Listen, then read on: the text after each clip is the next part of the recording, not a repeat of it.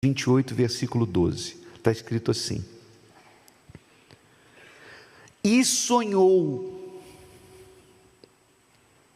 e eis uma escada posta na terra,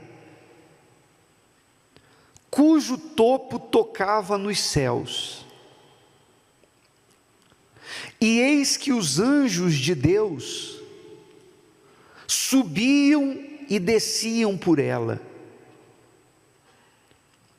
e eis que o Senhor estava em cima dela, e disse: eu sou o Senhor Deus de Abraão teu pai, e o Deus de Isaque. Esta terra em que estás deitado, darei a ti e à tua descendência.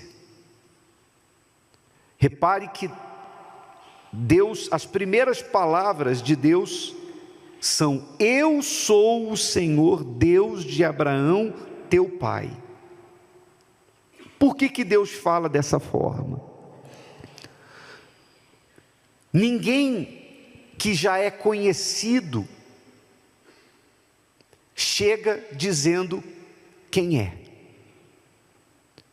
Por exemplo, você vai chegar amanhã no seu trabalho, num ambiente onde tem pessoas que você já trabalha há anos com ela, e vai chegar lá: bom dia a todos, eu sou fulano de tal, moro em tal lugar.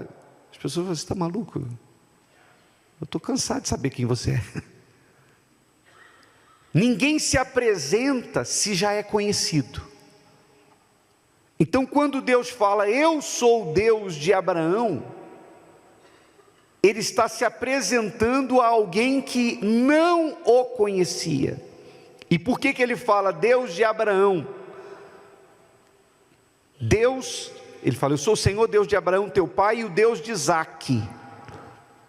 Na verdade, Abraão era pai na fé, mas Abraão era o avô dele e Isaque era o pai dele, ele era neto de Abraão.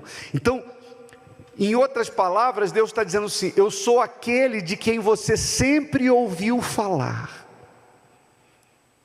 O teu avô falou de mim, o teu pai falou de mim.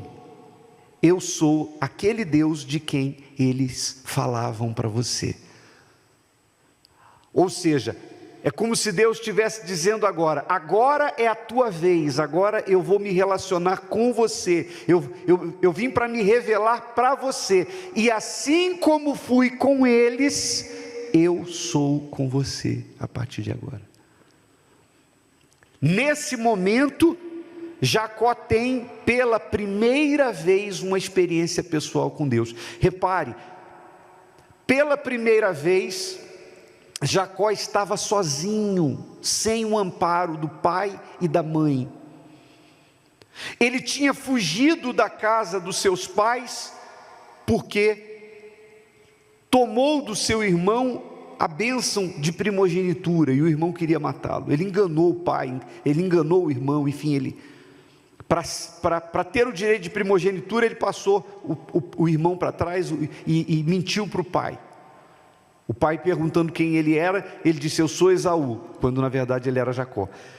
Então, ele estava fugido, ele não tinha nada, ele estava ao relento, fez de uma pedra o seu travesseiro, e naquele momento, no meio do deserto, aliás, normalmente é assim, né? Normalmente a pessoa, ela só encontra Deus na hora do deserto, na hora da dificuldade, porque o coração do homem se quebranta diante da dor. Então, naquele momento, sozinho, sem o amparo do pai, sem garantias para o futuro, porque ele não sabia o que viria pela frente. Você viajar pelo deserto sozinho, naquela época, era muito perigoso. Então, ele não sabia o que viria pela frente. E aí, ele acorda pela manhã, e acontece isso aqui que a gente vai ver no versículo 16, pula agora para o 16, está escrito assim: acordando, pois, Jacó do seu sono, disse: Na verdade, o Senhor está neste lugar. E olha o interessante é o que ele fala agora em seguida, o quê? E eu não sabia. Eu não sabia. Deus está comigo e eu não sabia. E temeu. Ou seja, o temor veio sobre ele e disse: quão terrível é este lugar! Este não é outro lugar senão a casa de Deus, e esta é a porta dos céus, porque ele viu os céus abertos sobre ele, e viu os anjos subindo e descendo. A gente viu num trecho da novela, a novela retratou isso, ou tentou retratar isso, porque eu acho que é muito difícil a nossa imaginação alcançar a experiência que ele teve, de ver os céus abertos e os anjos de Deus subindo e descendo, e Deus estava subindo e descendo por uma escada, e Deus estava no topo da escada. Então eu imagino que deve ser muito difícil a nossa imaginação alcançar algo tão grande. Quando Jacó fala aqui, na verdade o Senhor está neste lugar e eu não sabia, é como se ele estivesse dizendo assim: puxa vida, quer dizer que eu posso contar com os céus, então não preciso enganar mais ninguém, eu não preciso fazer o que eu sempre fiz, eu sempre dei um jeitinho para conseguir o que eu queria, que é comum do homem natural. O homem natural é o homem que só conhece a terra, ele só vê o que os olhos humanos podem ver, então ele não consegue ficar na dependência dos céus, porque ele não viu os céus. Como é que ele vai depender dos céus? O que eu quero dizer sobre depender dos céus? É você passar a viver pela fé nas promessas de Deus, é você passar a viver de maneira que você tem os olhos fitos nas promessas de Deus, e você sabe que aquelas promessas vão se cumprir de um jeito ou de outro. Repare que quando Jacó se levantou pela manhã, depois dessas palavras que nós lemos aqui, ele fez um voto com Deus. Ele disse: a partir de hoje o Senhor será o meu Deus, não é mais o Deus do meu pai, não é mais o Deus do meu avô, não é o Deus da minha mãe, é o meu Deus. Ele conheceu a Deus, então agora o Senhor será o meu Deus. A pedra que erigi por coluna será a casa de Deus. Ele pegou aquela pedra, derramou o azeite que ele tinha sobre a pedra e falou: se o Senhor me der pão para comer, roupa para que me vista, e paz para que eu retorne à casa dos meus pais, porque ele estava saindo brigado com o irmão, então o Senhor será o meu Deus, e de tudo quanto me concederes, eu te darei o dízimo. O voto do dízimo que ele faz não tem nada de comercial. Deixa eu ir mais para perto de vocês aqui agora. Não tem nada de comercial. O que na verdade ele estava fazendo naquele momento era colocar Deus à frente de tudo na vida dele. Quando você se torna dizimista, você não pode ver isso como um ato comercial, mas é uma decisão de colocar Deus à frente de tudo na sua vida, reconhecendo que você não depende da terra, você depende dos céus. Bispo, o que muda quando eu passo a depender dos céus? Por exemplo, Jacó trabalhou por mais de 20 anos, ele trabalhou para Labão, e Labão sempre explorou ele nunca fez greve, ele nunca chegou e falou assim: Labão, o negócio é o seguinte, ou você melhora as minhas condições, ou hoje eu não trabalho. Nunca. Ele nunca foi trabalhar com cara feia, amarrada. por causa das injustiças que Labão fazia com ele. E por que ele não ficava de cara amarrada? Porque ele não esperava de Labão, ele esperava dos céus. Ele não estava pautado no acordo que ele fez com Labão, ele estava pautado na aliança que ele fez com Deus. Então por que eu vou ficar esquentando a cabeça com os homens, se eu não dependo dos homens? Eu dependo de Deus. E quando Jacó chegou a um determinado momento da vida dele, que ele procurou a Labão e disse assim: olha, eu vou embora, porque eu já trabalhei muito por você, e agora eu vou trabalhar para mim. Ele não fez greve, ele decidiu ir embora, voltar para a terra dele, ele tinha liberdade para isso.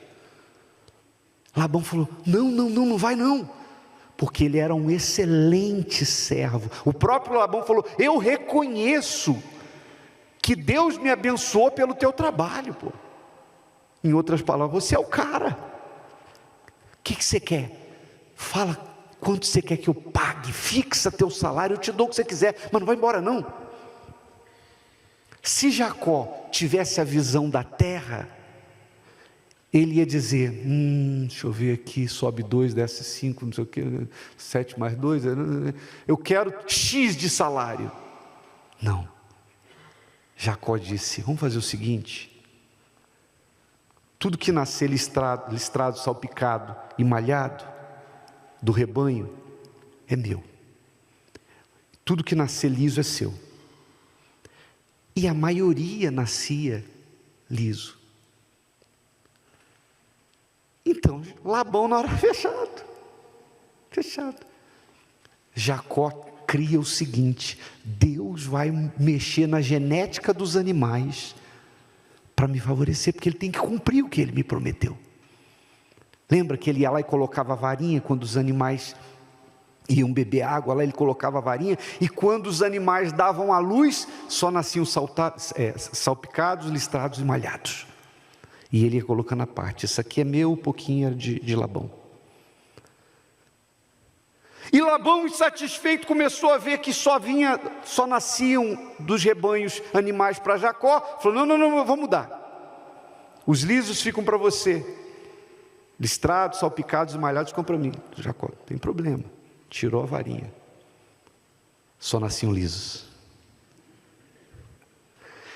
E a Bíblia diz que 10 vezes Labão mudou o salário dele, e nas 10 vezes a natureza favorecia Jacó, de maneira que ele se tornou um dos homens mais ricos do Oriente Médio, mais rico do que Labão.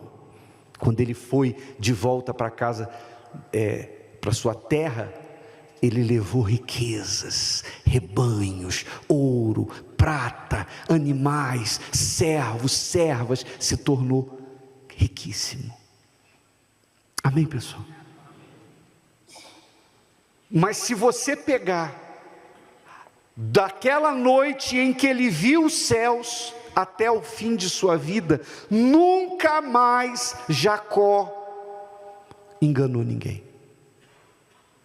Nunca mais ele trapaceou, nunca mais ele mentiu. Por quê? Porque não preciso, os céus me favorecem, poxa vida. Eu tenho os céus a meu favor, para que eu preciso dar jeitinho? Uma pessoa que vive na dependência dos céus, ela não precisa. Posso falar? Eu vou falar de um jeito que vocês vão entender. Puxa saco. Lá no trabalho tem gente que quando o patrão passa, ela muda até a postura. E se ela faz alguma coisa, ela faz de tudo para que veja: ó, fui eu. Não. A pessoa que vive, que conhece os céus, que ela sabe que os céus estão abertos sobre ela, ela trabalha para os céus. O que ela faz é entre ela e Deus, é para Deus, porque ela sabe que Deus é que vai honrá-la. Amém, pessoal? Ela é a mesma na presença dos homens e longe da presença dos homens. Se os homens estiverem vendo, ela é a mesma pessoa se não estiverem vendo. A pessoa que está ligada aos céus, ela não precisa que ninguém fique em cima dela, dizendo: olha, você tem que fazer o melhor, você tem que ser assim, não minta, não roube. Não precisa. Às vezes o filho, por exemplo, a mãe tem que viver aprumando o filho, o pai tem que viver falando: meu filho, olha, faz isso aqui, aquilo ali, pô, você não cuida das suas roupas, você não arruma o seu quarto, você, sabe, fica enrolando para fazer as coisas, meu filho, você fica fazendo coisas erradas, eu tenho ouvido falar de você que na rua você está fazendo isso, está fazendo. É porque ele é terreno, ele está ligado à terra. No dia que ele for ligado aos céus, pai, mãe, esquece, não é mais você, agora ele é filho de Deus, e ele vai fazer porque Deus está com ele, ele vai se relacionar com os céus. Compreende, pessoal, sim ou não? Jacó não guardou mágoa de Labão, não fez mal a Labão, não retribuiu de mau grado, aliás, não trabalhou de mau grado para Labão com cara feia, como eu falei. Jacó, ele não levou mágoa para a sepultura, mesmo que muita gente, você sabe que aquilo, né? Quando você se converte, Deus perdoa os seus pecados, mas Ele não impede que você colha o que você plantou. Você já viu o caso de gente que se converteu e era bandido, e depois que se converteu se entregou para a polícia? E ficou preso com 1 ano, 2 anos, 3 anos. De vez em quando a gente vê testemunhos de homens que estão na cadeia, pagando lá e ganhando almas lá dentro. Jacó foi perdoado, mas ele foi muito enganado, porque ele o quê? Enganou. Só uma mentira que contaram para Jacó durou em média 30 anos, sabia? Só uma mentira que contaram para Jacó. Que é isso, bispo? Foi. E quem contou foram os filhos. Os filhos chegaram para ele com a roupa de José, molhada com sangue de um animal, e falaram: pai, olha o que nós encontramos aqui, ó. Isso aqui não é a roupa de nosso irmão, pai? Nós encontramos cheia de sangue. E Jacó sofreu quase 30 anos pensando que José estava morto. José, que era um jovem, sei lá, seus 17 anos, só foi se tornar governador do Egito com 30. Quando ele assumiu o Egito com 30, teve 7 anos de fartura e mais 7 de fome, mais 14. Então a gente, até chegar aos 14 anos, 7 de fome, 7 farturas, 7 de fome, que foi aí que os irmãos de José vieram, o pai mandou eles ao Egito para comprar comida, e que se descobriu que José estava vivo e Deus o tinha exaltado como governador do Egito. Foi aí que se descobriu que José não estava morto coisíssima nenhuma.